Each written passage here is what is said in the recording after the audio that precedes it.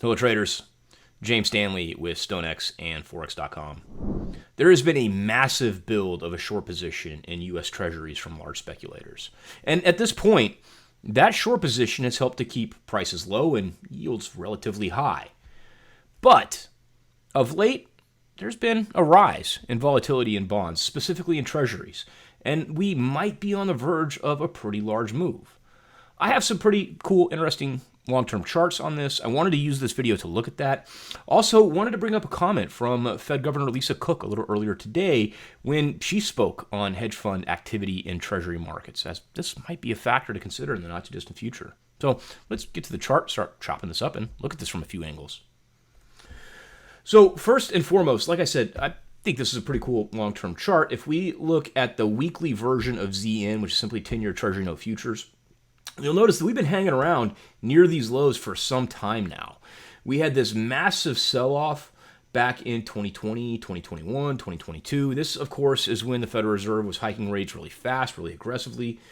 And we finally hit this low, this bottom, in October of 2023. That is an interesting date because if we look at 10-year Treasury note yields, that is the date that we just touched that 5% handle.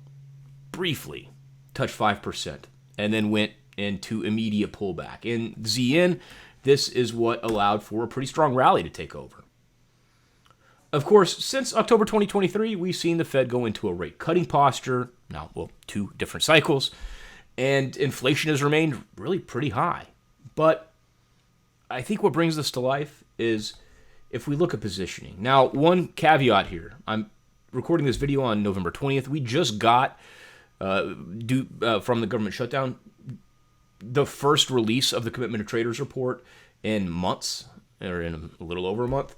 And that right here was supposed to originally be published on October 3rd. They're going to be playing catch up, and it's not until January 23rd that we're going to be completely caught up.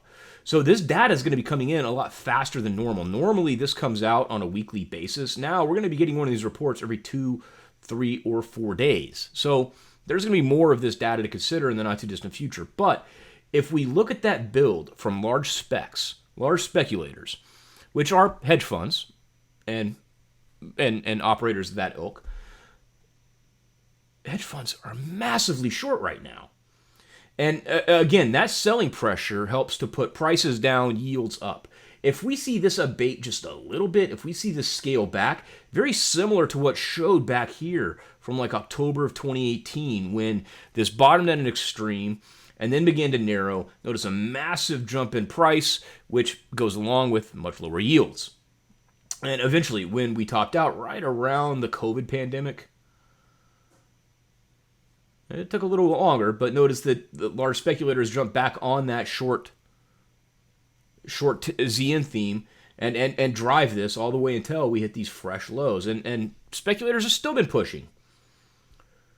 But the whole point of bringing this up is if we see that narrow just a bit, that's a lot of short covering that could lead to a really strong topside move. And then as we saw back here in these episodes, sentiment isn't always predictive of price. It's often reactive to it. So if we get higher prices, that's going to be motivation for more of these shorts to close, more of this net short position from large speculators to narrow, and more reason for reversal. Now, going just purely to the chart, I'm looking at this as an ascending triangle formation. If we look at just 2025 price action, there's been multiple tests, now 3 tests of this level. This level is the 23.6% retracement of the 2020 to 2023 major move. It first came into play in April, and then prices were slammed down right there to the 38.2 of a shorter-term major move. We went back up for another retest early September. Again, slammed down, but this time at a higher low. And then we went again in October, just a couple weeks before the last rate cut. Again, slammed back down, this time support around the 618. But notice, there's been a diminishing marginal impact of that resistance, thereby leading to the ascending triangle formation. And the way these formations are approached is with aim of bullish breakout, with the idea that the motivation that's been driving bulls in at higher lows eventually will take over to allow for a topside breakout of that horizontal resistance. Now, if that comes into play, there are a few very key nearby targets. And again, this would be a small pullback in the bigger picture of 10-year Treasury note trading over the past few years. But we have a few high water marks. Like, so for instance, this level that hit in April, this level that hit in September of last year. If we look at this from a pure yield perspective, the level that hit in April is at 3.86%. The level that hit September of last year, this was just a day before the Fed started cutting rates, just inside of 3.6%. We just touched that level briefly for a day. And then after the Fed started cutting rates, yields jumped. The Fed doesn't control Treasury markets, but it's probably not a surprise to anybody watching this video.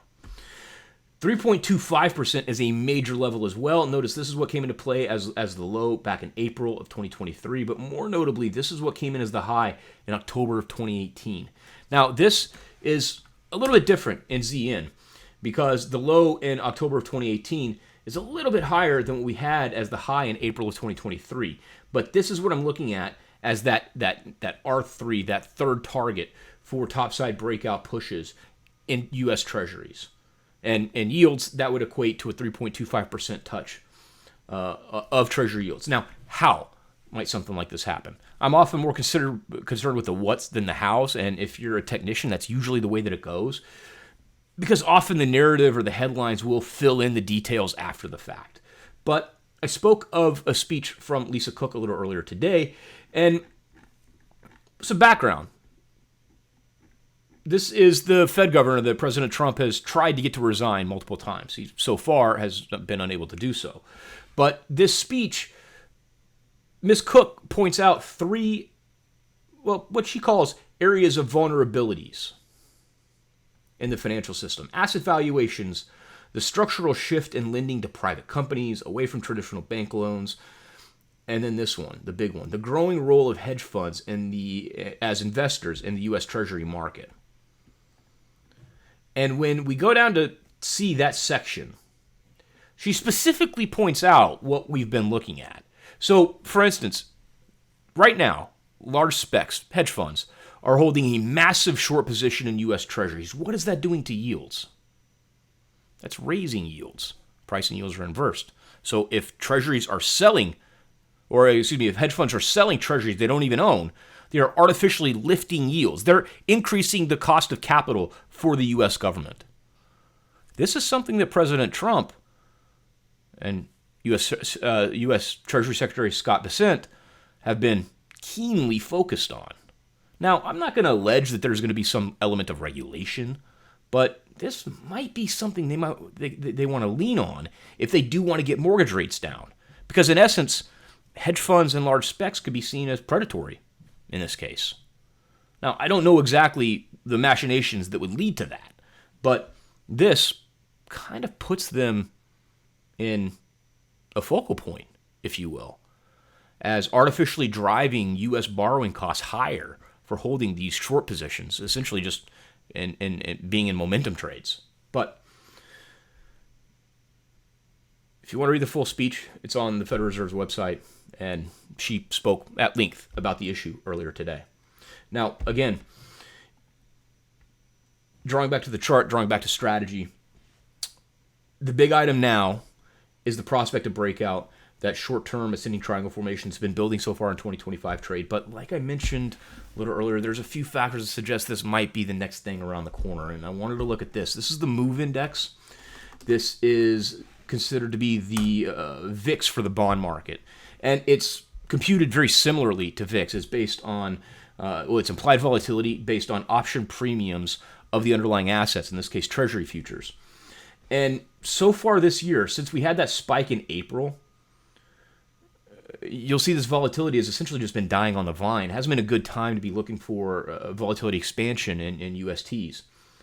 Of late, though, specifically since the Fed's last rate decision, this has been on an upward trajectory. That 80 level is massive. That's usually, especially when we pop through that on the way up, what suggests that we could be seeing a faster moving market. As a case in point, go back to January of 2022. This is just before the Fed started their rate hike campaign that year. And you'll notice that's when Treasury volatility started to come to life in a very big way. And then in turn, stock volatility came to life shortly thereafter, but that's another matter altogether. But the fact that this has started to wake up a little bit shows that that move might not be too far in the future.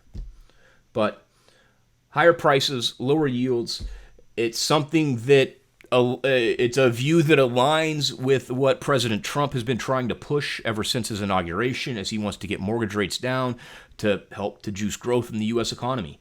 And given the fact that hedge funds have been laying into this trade pretty aggressively, it seems as though there's maybe an opportunity for some push. And if we see that massive short position from large spec scale back just a little bit, that's rocket fuel for that ZN chart.